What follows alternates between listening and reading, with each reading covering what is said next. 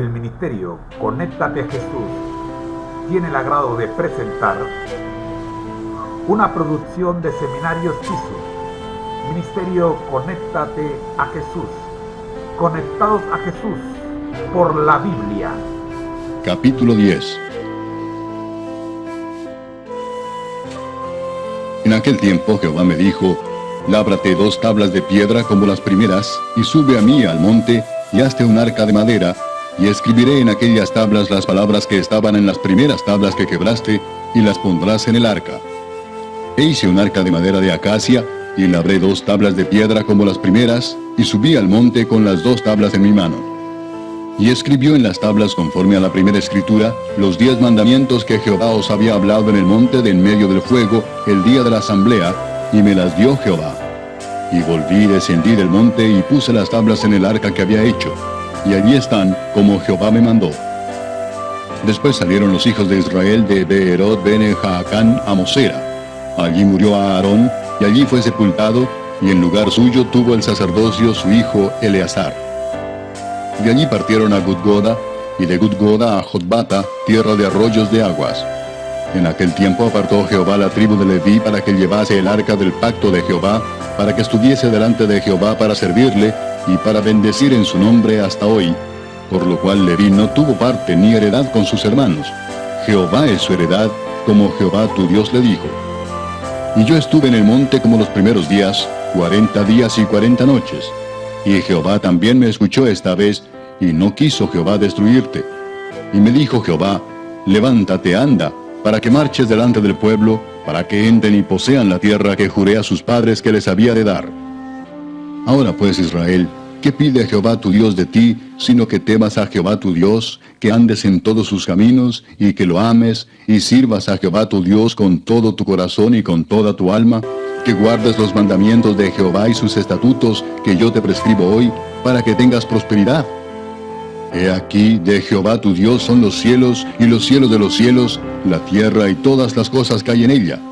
Solamente de tus padres se agradó Jehová para amarlos, y escogió su descendencia después de ellos, a vosotros, de entre todos los pueblos, como en este día.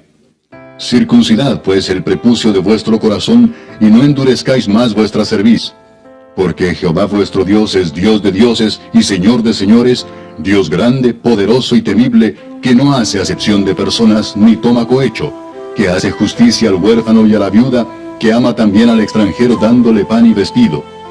Amaréis pues al extranjero, porque extranjeros fuisteis en la tierra de Egipto. A Jehová tu Dios temerás, a Él solo servirás, a Él seguirás, y por su nombre jurarás. Él es el objeto de tu alabanza, y Él es tu Dios, que ha hecho contigo estas cosas grandes y terribles que tus ojos han visto. Con 70 personas descendieron tus padres a Egipto, y ahora Jehová te ha hecho como las estrellas del cielo en multitud.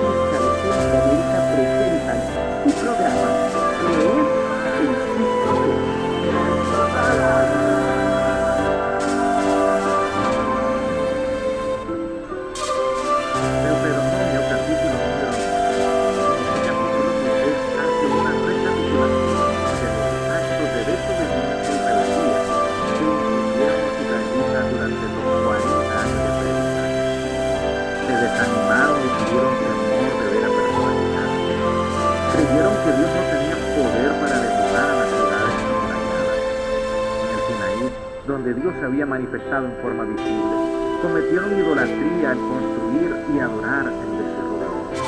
En Cades Barnea se quejaron y lloraron contra Dios porque creyeron que era imposible conquistar Canaán.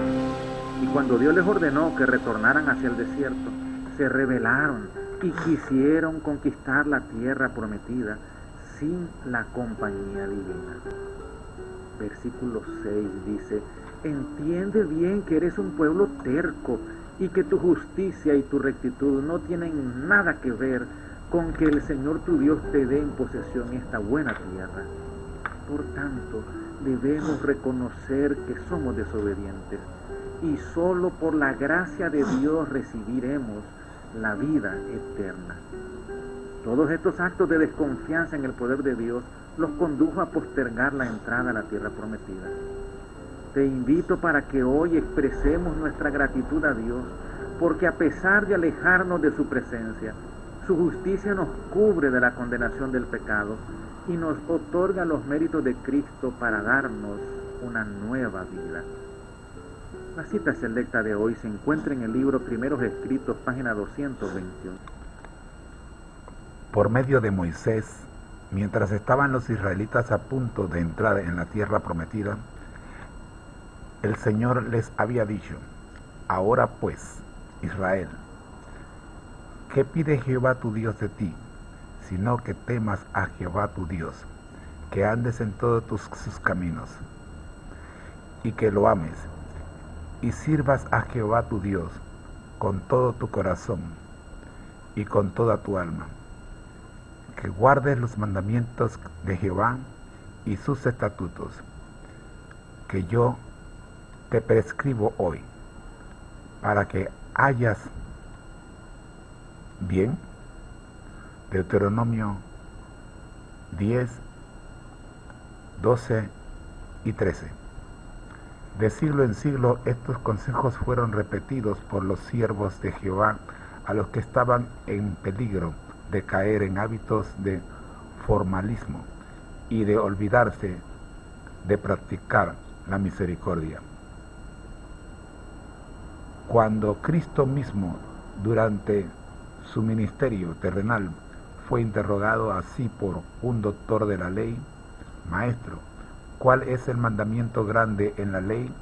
Le contestó: amarás al Señor tu Dios con todo tu corazón y con toda tu alma y de toda tu mente. Este es el primero y el grande mandamiento, y el segundo es semejante a este: amarás a tu prójimo como a ti mismo.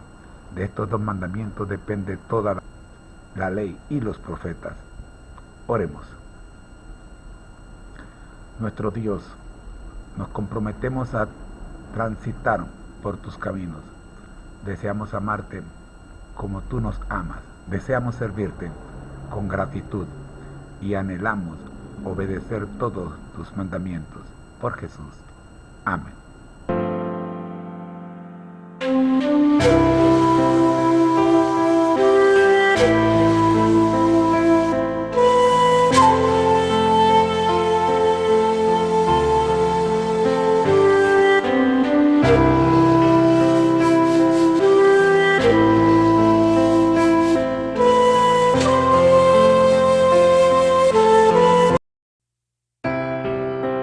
La historia de la redención. Capítulo 31. La ascensión de Cristo.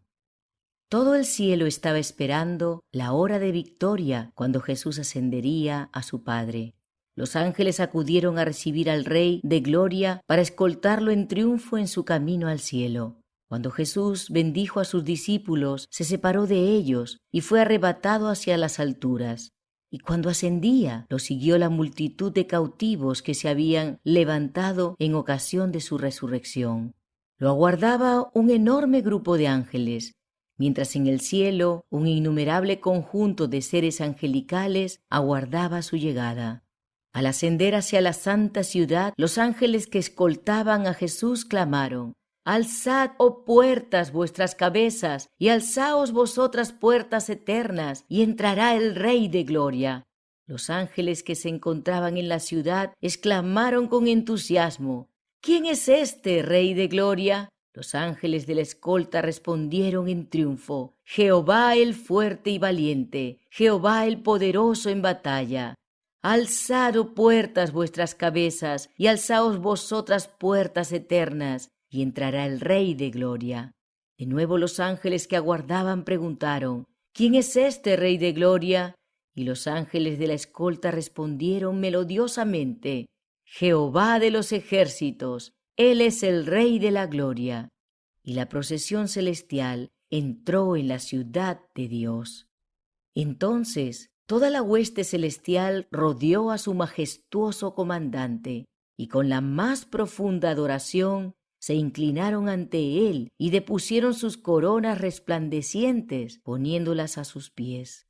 A continuación pulsaron sus arpas de oro, y en acordes dulces y melodiosos llenaron el cielo con rica música e himnos en honor del Cordero que fue inmolado y que no obstante vive otra vez en majestad y gloria.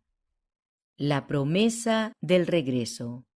Mientras los discípulos contemplaban apenados hacia el cielo para captar la última visión de su Señor que se remontaba en las alturas, 2 ángeles vestidos de blanco se pusieron junto a ellos y les dijeron: «Varones Galileos, ¿por qué estáis mirando al cielo? Este mismo Jesús, que ha sido tomado de vosotros al cielo, así vendrá como le habéis visto ir al cielo».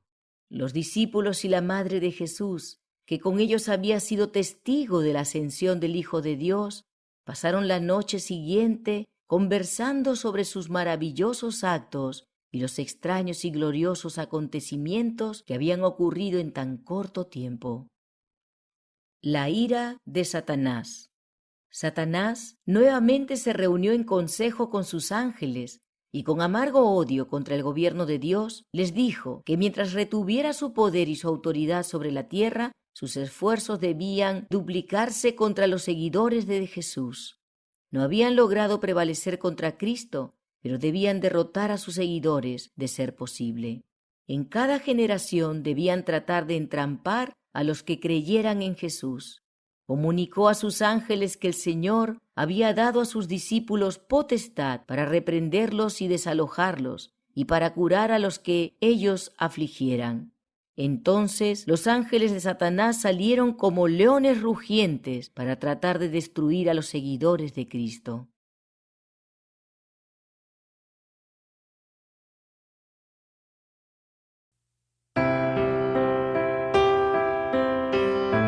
La historia de la redención.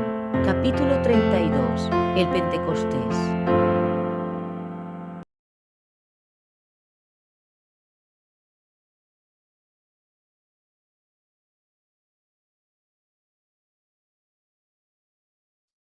Cuando Jesús abrió el entendimiento de los discípulos al significado de las profecías relativas a él mismo, les aseguró que toda potestad le había sido dada en los cielos y en la tierra, y les ordenó predicar el Evangelio a toda criatura.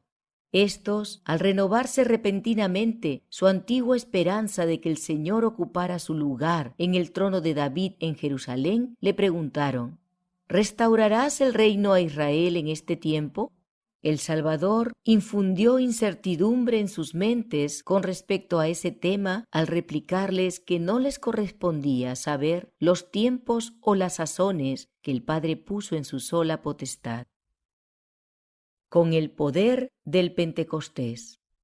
Los discípulos comenzaron a alentar la esperanza de que el maravilloso descenso del Espíritu Santo podría influir sobre el pueblo judío para que aceptara a Jesús. El Salvador no tomó tiempo para darles más explicaciones porque sabía que cuando el Espíritu Santo descendiera sobre ellos plenamente, sus mentes se iluminarían y comprenderían en todo sentido la obra que se desplegaría ante ellos, y la emprenderían justamente donde Él la había dejado. Se reunieron entonces en el aposento alto para unirse en oración con las mujeres creyentes y con María, la madre de Jesús, y con sus hermanos. Estos, que habían sido incrédulos, estaban ahora plenamente arraigados en su fe gracias a las escenas que habían presenciado de la crucifixión, la resurrección y la ascensión del Señor. El número de los reunidos era de unos 120.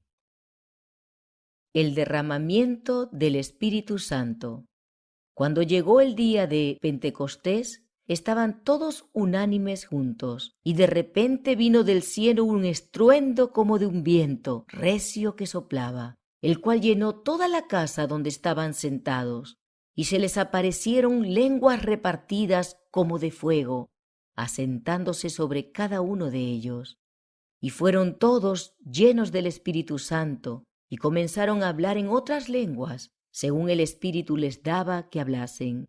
El Espíritu Santo, que apareció bajo la forma de lenguas de fuego, partidas en su extremo, y que reposaron sobre los que allí se hallaban reunidos, era un emblema del don que se les concedería de hablar con fluidez varios diferentes idiomas que antes desconocían.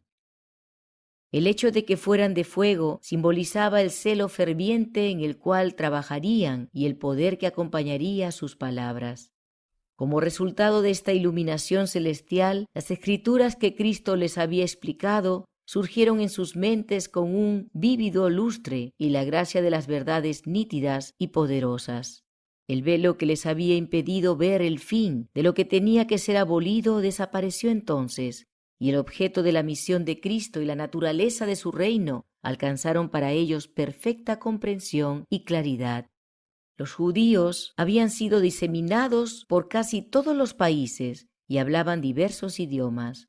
Habían venido desde lugares lejanos a Jerusalén y temporalmente estaban morando allí para permanecer en ese lugar mientras duraran las festividades religiosas en curso y para observar sus requerimientos. Cuando se reunían, hablaban todas las lenguas conocidas. Esta diversidad de idiomas era un gran obstáculo para las labores de los siervos de Dios que querían publicar la doctrina de Cristo hasta los confines de la tierra. El hecho de que Dios quisiera suplir las deficiencias de los apóstoles en forma milagrosa era para la gente la confirmación más perfecta del testimonio de esos testigos de Cristo. El Espíritu Santo hizo por ellos lo que no podrían haber logrado en toda una vida. Ahora podían diseminar la verdad del Evangelio, hablando con perfección el idioma de aquellos en cuyo favor trabajaban. Este don milagroso era la más decisiva evidencia que podían presentar al mundo de que su comisión llevaba el sello del cielo. Moraban entonces en Jerusalén judíos, varones piadosos de todas las naciones bajo el cielo. Y hecho este estruendo, se juntó la multitud, y estaban confusos, porque cada uno les oía hablar en su propio idioma. Y estaban atónitos y maravillados, diciendo: Mirad, ¿no son galileos todos estos que hablan? ¿Cómo pues les oímos nosotros hablar cada uno en nuestra lengua en la que hemos nacido? Los sacerdotes y dirigentes estaban sumamente indignados por esta maravillosa manifestación, cuya noticia se difundió por toda Jerusalén y su vecindario, pero no se atrevían a dar rienda suelta a su maldad por temor de exponerse al odio del pueblo. Habían dado muerte al Maestro, pero allí estaban sus servidores, gente ignorante de Galilea, que presentaba el maravilloso cumplimiento de las profecías y enseñaba la doctrina de Jesús en todos los idiomas que se hablaban en esa época.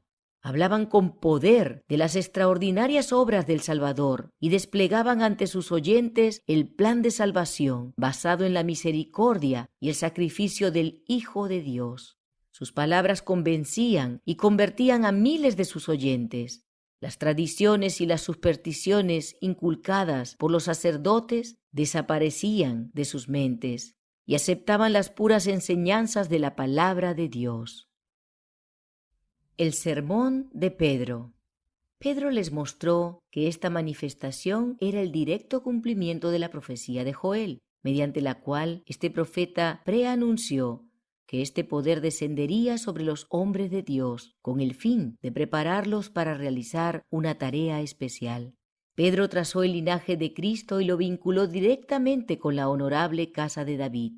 No empleó ninguna de las enseñanzas de Jesús para probar esta verdad, porque sabía que sus prejuicios eran muy grandes y por lo tanto no tendrían ningún efecto. Pero se refirió a David, a quienes los judíos consideraban un venerable patriarca de su nación. Por eso dijo: porque David dice de él: veía al Señor siempre delante de mí, porque está a mi diestra, no seré conmovido.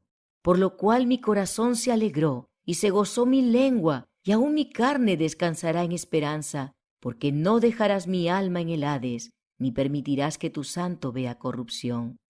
Pedro demostró que aquí David no se estaba refiriendo a sí mismo, sino definidamente a Jesucristo. El rey murió de muerte natural como otros hombres. Su sepulcro con el venerable polvo que contenía, había sido cuidadosamente guardado hasta ese momento. David, como rey de Israel y también como profeta, había sido especialmente honrado por Dios. Se le mostró en visión profética la vida y el ministerio futuros de Cristo. Vio su rechazamiento, su juicio, su crucifixión, su sepultura, su resurrección y su ascensión. David dio testimonio de que el alma de Cristo no quedaría en el Hades, la tumba, y que su carne no vería corrupción. Pedro comprobó que esta profecía se cumplió en Jesús de Nazaret. Efectivamente, Dios lo levantó de la tumba antes que su cuerpo viera corrupción. Era entonces el exaltado en el cielo de los cielos. En esa memorable ocasión, mucha gente que hasta ese momento se había reído de la idea de que una persona tan humilde como Jesús fuera el Hijo de Dios, se convenció cabalmente de la verdad y lo reconoció como su Salvador. 3,000 almas se añadieron a la iglesia. Los apóstoles hablaron impulsados por el Espíritu Santo, y sus palabras no podían ser contradichas porque las confirmaban extraordinarios milagros llevados a cabo gracias al derramamiento del Espíritu de Dios. Los discípulos mismos se asombraron de los resultados de esta manifestación y de la rapidez y la abundancia de la cosecha de almas. Todos se llenaron de asombro. Los que no quisieron abandonar sus prejuicios y su fanatismo se sintieron tan abrumados que no se atrevieron a oponerse a esa poderosa obra, ni por palabras ni por actos de violencia, y por el momento su oposición cesó. Los argumentos de los apóstoles por sí solos, aunque claros y convincentes, no habrían sido capaces de eliminar los prejuicios de los judíos que se habían opuesto a muchísima evidencia. Pero el Espíritu Santo introdujo esos argumentos con poder divino en sus corazones. Eran como agudas flechas del Todopoderoso, que los convencieron de su terrible culpa al rechazar y crucificar al Señor de gloria. Al oír esto, se compungieron de corazón y dijeron a Pedro y a los otros apóstoles: «Varones hermanos, ¿qué haremos?» Pedro les dijo: «Arrepentíos y bautícese cada uno de vosotros en el nombre de Jesucristo para perdón de los pecados, y recibiréis el don del Espíritu Santo».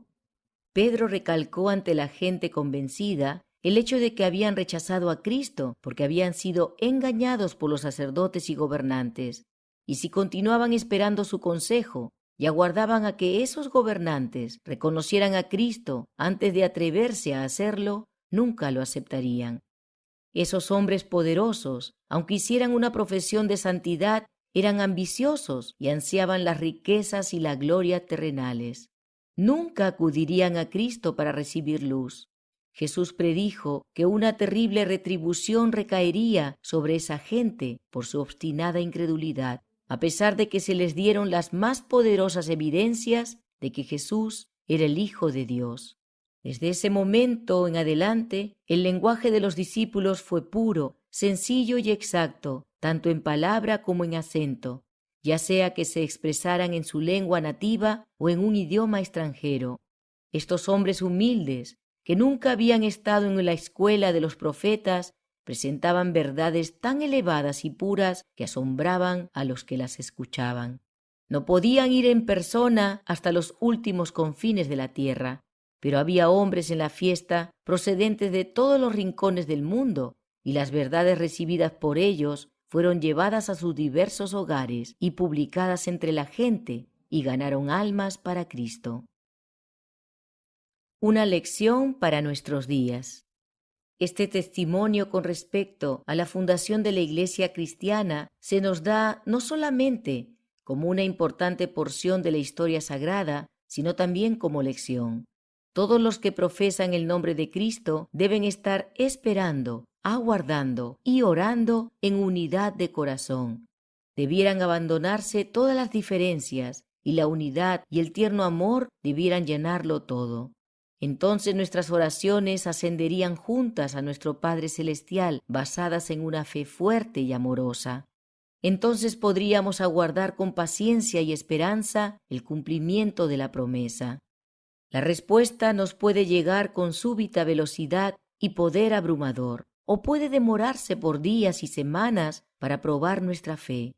Pero Dios sabe cómo y cuándo contestar nuestras oraciones.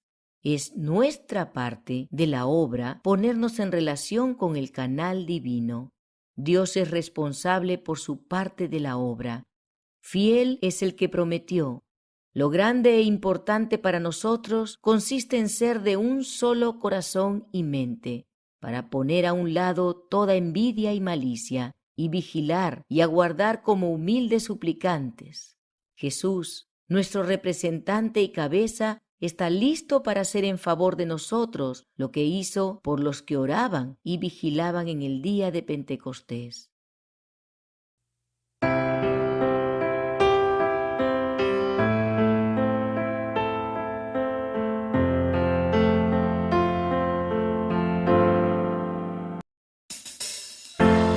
No es un manual, es un devocional y debe ser nuestra meta: ser semejantes a Jesús. Aquí comenzamos. Bienvenido.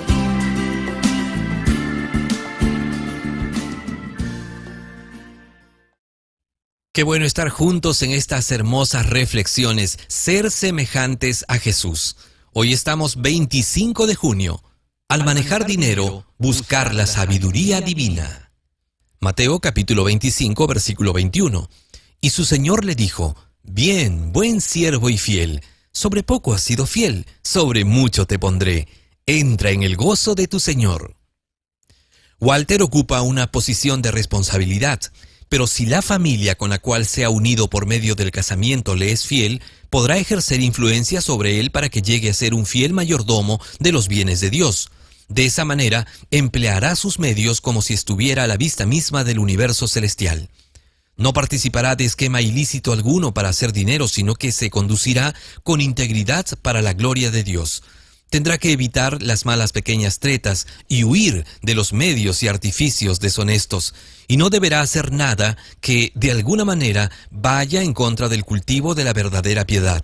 Tendrá que darse cuenta de que todas sus transacciones comerciales están dentro del dominio de Dios. No podemos perder de vista el hecho de que el mayordomo tiene que negociar con los bienes del Señor y manejar una sagrada responsabilidad.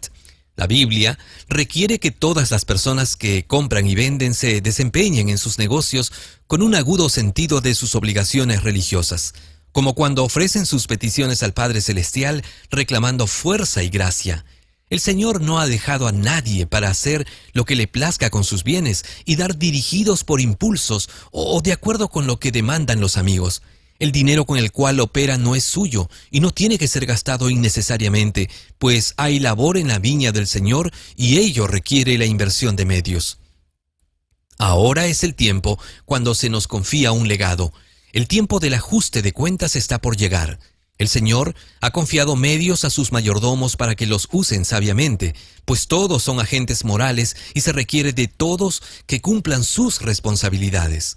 Nuestros diferentes legados nos son conferidos en proporción a nuestras capacidades para usarlos, pero no debemos utilizar los medios de Dios para la mera gratificación de los deseos egoístas y como la inclinación nos indique. Walter C.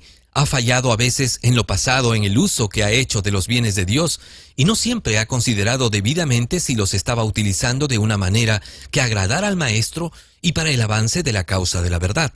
Tendrá que dar cuenta de la manera como dispone de los medios que le fueron confiados. Él no tiene que considerar su propia voluntad en este asunto. Tiene que buscar la sabiduría de Dios. Testimonio acerca de conducta sexual, adulterio y divorcio, páginas 76 y 77. Ser semejantes a Jesús, un libro de Elena G. de White. Un tesoro de los muchos que encuentras en www.devocionmatutina.com.